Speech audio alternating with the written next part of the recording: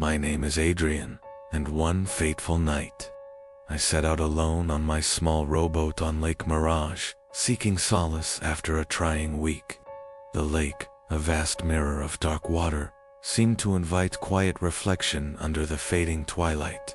As I rowed steadily away from the shore, the only sound was the gentle splash of my oars, breaking the silence. At first, the calmness of the water brought me peace, but soon an unsettling feeling crept in. The crisp air carried a hint of something metallic. Scent I couldn't place. Sand. The water's surface began to distort in peculiar ways. I noticed ripples that formed shapes not born of the wind, and in the reflection of the inky water, a pale, ghostly figure emerged just beneath the surface. My heart raced as I leaned over the boat's edge. For a moment, I thought it was a trick of the light, a stray shadow, or a fleeting ripple, but then I saw it clearly, an indistinct form, its presence both haunting and inexplicably deliberate, as if it were watching me from the depths. I shivered and tried to dismiss the sight as a figment of my stressed mind, yet the unease deepened. Grabbing my flashlight, I swept its beam over the water. The light revealed fleeting silhouettes that moved against the natural current, shapes that defied explanation. With every stroke of my oar, the water seemed to resist, growing strangely viscous, as though some unseen force was determined to pull me deeper into the lake's mysterious grasp. Panic surged through me, and I desperately attempted to steer the boat back toward the shore. However, as I rowed, a thick mist began to roll in, distorting the familiar landscape and amplifying the eerie murmurs that drifted across the water. Soft, sorrowful voices that sent chills down my spine. Each echo felt like a lament from a forgotten soul, lost in the depths of Lake Mirage. Finally, after what felt like an eternity battling both the elements and my rising terror, I managed to land on the bank. The cold, damp ground beneath my feet did little to ease the dread that clung to me. I sat there for a long moment, listening as the mist slowly lifted and the lake returned to its deceptive calm. Yet, the memory of that spectral figure and the unexplainable force that had nearly trapped me on the water remained etched in my mind. Now, as I recount this tale in the safety of daylight, I remain haunted by the night's events. That solitary journey on Lake Mirage taught me that even in moments of isolation, the deep waters can conceal unspeakable mysteries best left undisturbed. My name is Vincent, and on a particularly restless night, I found myself drawn to the quiet isolation of Lake Sable.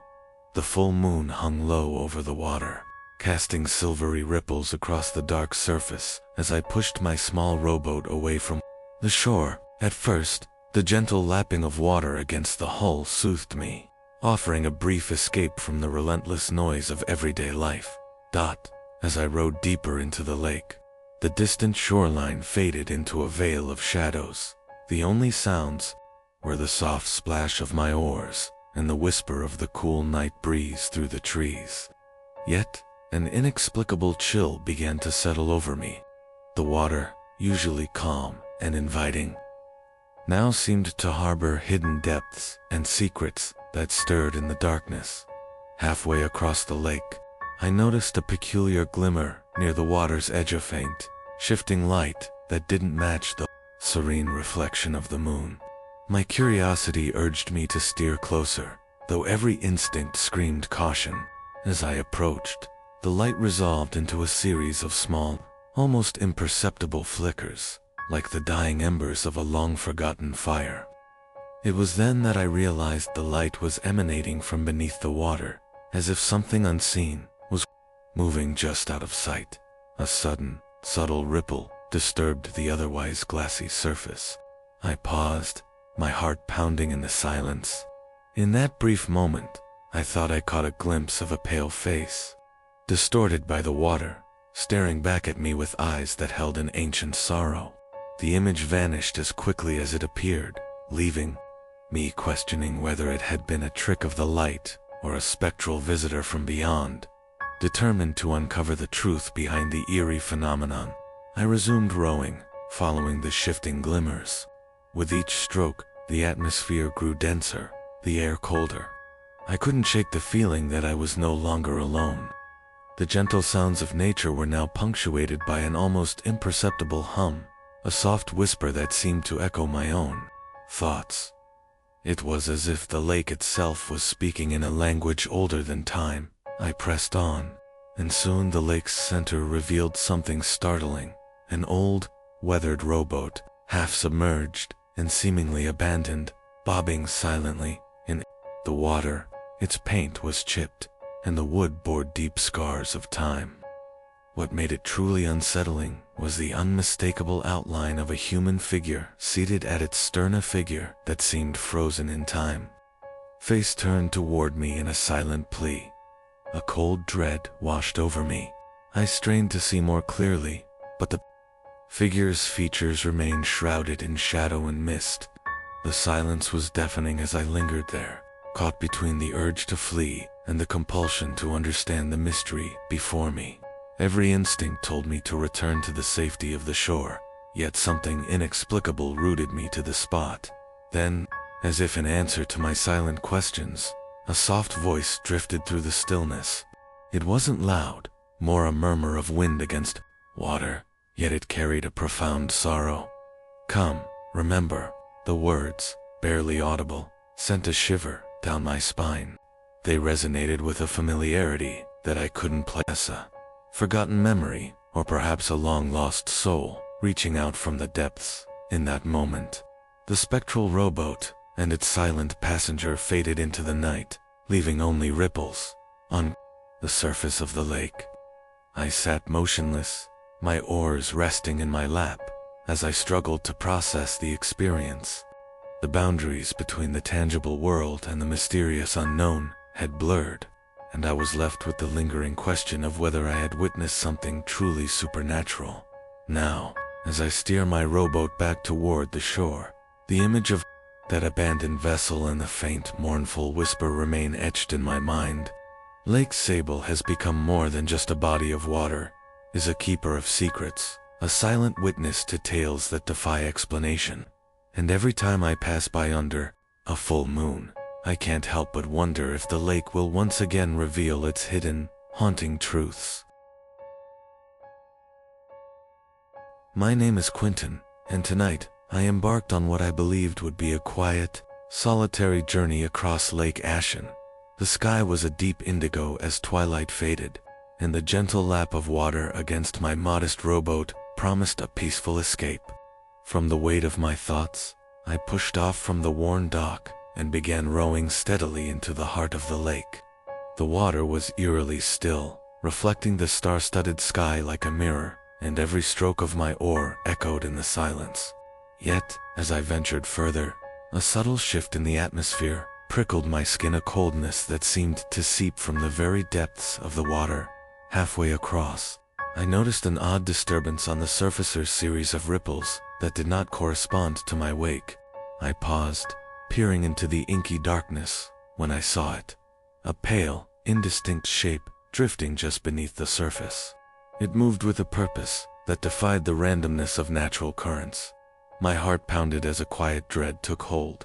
Determined to understand, I adjusted my course toward the source of the disturbance. The shape gradually morphed into something more defined, a shadowy figure whose features were obscured by the murk. It hovered silently, as if observing me, its presence both unnerving and inexplicably sorrowful. I could not tell if it was real or a trick of the light and my overactive imagination. As I drew nearer, the air grew colder, and an almost imperceptible whisper seemed to float over the water, carrying a mournful message that sent chills down my spine. I strained to catch the words, but they were as fleeting as the ripples that danced around my boat. The spectral figure then began to drift away, and with it, the whisper faded into the night, with a mix of trepidation and curiosity. I followed, my oar dipping into water that now felt as if it held centuries of untold stories. The lake, once a source of solace, had transformed into a realm of mystery and quiet terror. Shadows lengthened, and the gentle sound of my rowing became a solitary hymn to the unknown. Eventually, I slowed and allowed the boat to drift, compelled by an inexplicable need to linger in that haunted expanse. I felt the oppressive weight of loneliness and regret in the air, as if the lake itself bore the memories of lost souls and unfulfilled promises. I recalled local legends about Lake Ashina, place where the boundary between our world and something other lay dangerously thin, where the past reached out to those who dared to row alone under a midnight sky. In that fragile moment, as I floated beneath a canopy of shimmering stars, the spectral figure reappeared. This time, it drew closer, its form emerging like a mirage from the depths. Its eyes, though featureless, seemed to plead silently, an echo of sorrow from a bygone era.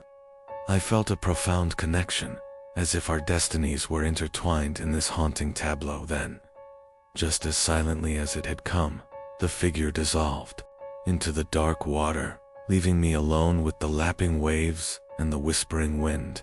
I resumed my course back to the dock, the memory of that ghostly encounter etched into my mind, a stark reminder that even in the solitude of a quiet lake, some mysteries are meant to disturb and linger long after the night has passed. Now, as I tie my boat to the dock, and the first light of dawn begins to chase away the shadows, I am left with a lingering question. What if the secrets of Lake Ashen are not meant to be understood, but simply witnessed, a silent testament to the true, timeless nature of sorrow and the unknown?